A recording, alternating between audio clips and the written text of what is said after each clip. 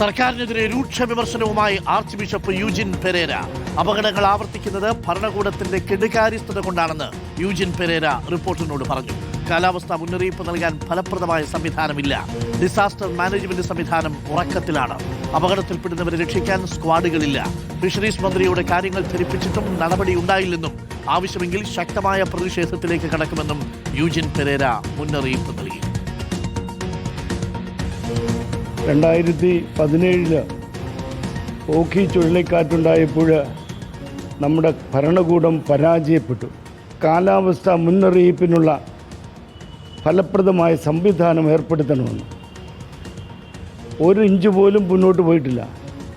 ഇവിടെ disaster management ഏജൻസിയെ കൊണ്ട് അവരൊക്കെ ഉറക്കത്തിലാണ്.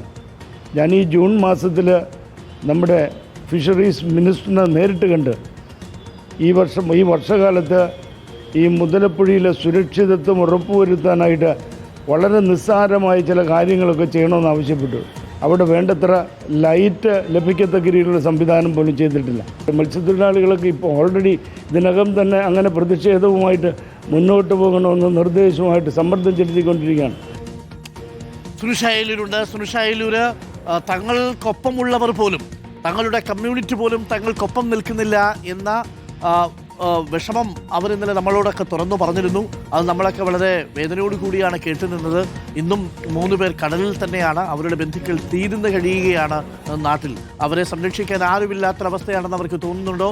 അവർക്ക് നിസ്സഹായരാണെന്ന് തോന്നുന്നുണ്ടോ? ഒടുവിലിപ്പോൾ ഫാദർ പെരേരയുടെ പ്രതികരണം വന്നിരിക്കുന്നത് ഇന്നലത്തെ വിമർശനങ്ങളുടെ തുടർച്ചയായിട്ടാണോ?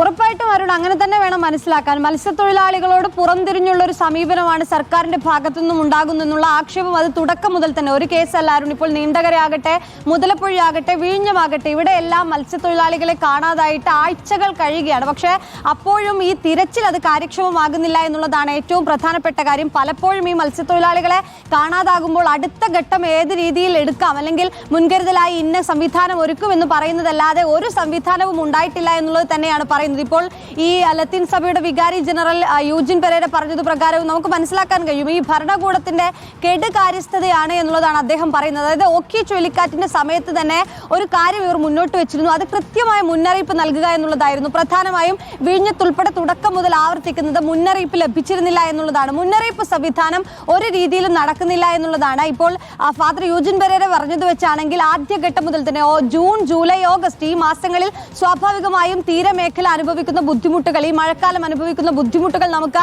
മനസ്സിലാക്കാവുന്നതാണ്. അവിടെ ഒരു സ്വാഭാവികമായും പ്രാഥമികം എന്നുള്ള രീതിയിൽ ഏത് രീതിയിലുള്ള നടപടികൾ ചെയ്യാമെന്നുള്ള കാര്യം ഈ മത്സ്യത്തൊഴിലാളികൾ തന്നെ മുന്നോട്ട് വെച്ചതാണ്. പക്ഷേ അതിൽ പോലും ഒരു നടപടി ഉണ്ടായിട്ടില്ല എന്നുള്ളതാണ് പ്രധാനമായും പറഞ്ഞിരുന്നത്. ഒരു റെഡ് ഫ്ലാഗ്, അത് ഇത്തരത്തിൽ അപകട സൂചന ഉണ്ടാകുമ്പോൾ അല്ലെങ്കിൽ കാലാവസ്ഥ പ്രക്ഷുബ്ധമാകുമ്പോൾ ഒരു റെഡ് ഫ്ലാഗ് എങ്കിലും അവിടെ വെക്കേണ്ടതുണ്ട് എന്നുള്ളതാണ്. ഇനി കടലിൽ പോയവർക്കാണെങ്കിൽ ഒരു റെഡ് ലൈറ്റ് കാണിച്ച ഒരു അനൗൺസ്മെന്റ് സംവിധാനമെങ്കിലും ഒരുക്കണമെന്നുള്ളൊരു ആവശ്യം അത് തുടക്കം മുതൽ ഉണ്ടായതാണ്. പക്ഷേ അതൊന്നും തന്നെ ഇല്ല എന്നുള്ളതാണ് ഒരു പ്രധാനപ്പെട്ട കാര്യം. ഇനി അപകടത്തിൽപ്പെട്ടാൽ ദുരന്ത നിവാരണ അതോറിറ്റിയുമായി ബന്ധപ്പെട്ട് അല്ലെങ്കിൽ ദുരന്ത നിവാരണ സംവിധാനം അത് ഉണ്ട് എന്ന് പറയുമ്പോഴും അത് കാര്യക്ഷമമല്ല എന്നുള്ളതാണ്. നേരത്തെയൊക്കെ ഇത്തരത്തിൽ അപകടം സംഭവിക്കുമ്പോൾ കൃത്യമായൊരു സ്ക്വാഡ് സംവിധാനം ഉണ്ടാകും, അവർ പോയി രക്ഷപ്പെടുത്തുമെന്ന് പറയുന്നു. പക്ഷേ മത്സ്യത്തൊഴിലാളികൾ അത് ആവർത്തിച്ചു പറഞ്ഞു മണിക്കൂറുകൾ കഴിഞ്ഞിട്ടും സ്ക്വാഡുകൾ എത്തുന്നില്ല എന്നുള്ളതാണ് ഏറെ പ്രധാനപ്പെട്ട കാര്യം. അതുകൊണ്ട് ഈ സംവിധാനങ്ങളെല്ലാം മെച്ചപ്പെടുത്തേണ്ടതുണ്ട് എന്നുള്ളതാണ്. ഒപ്പം തന്നെ രക്ഷാപ്രവർത്തനം നടത്തുമ്പോൾ അത് കൃത്യമായി ഇപ്പോൾ കോസ്റ്റൽ പോലീസിനോടൊക്കെ ചോദിക്കുമ്പോൾ നമുക്ക് വിഴിഞ്ഞത്തെ കാര്യം തന്നെ അറിയാം അരുൺ. കോസ്റ്റൽ പോലീസ് പറയുന്നു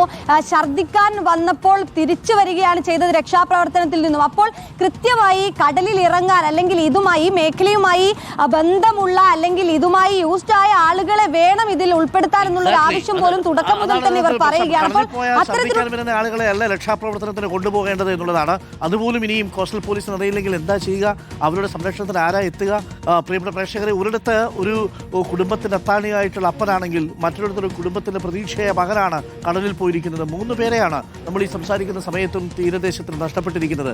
അവരെ കണ്ടെത്താനുള്ള തെരച്ചിൽ ഊർജിതമാക്കണം എന്നുള്ളതാണ് കുടുംബം ആവശ്യപ്പെടുന്നത്.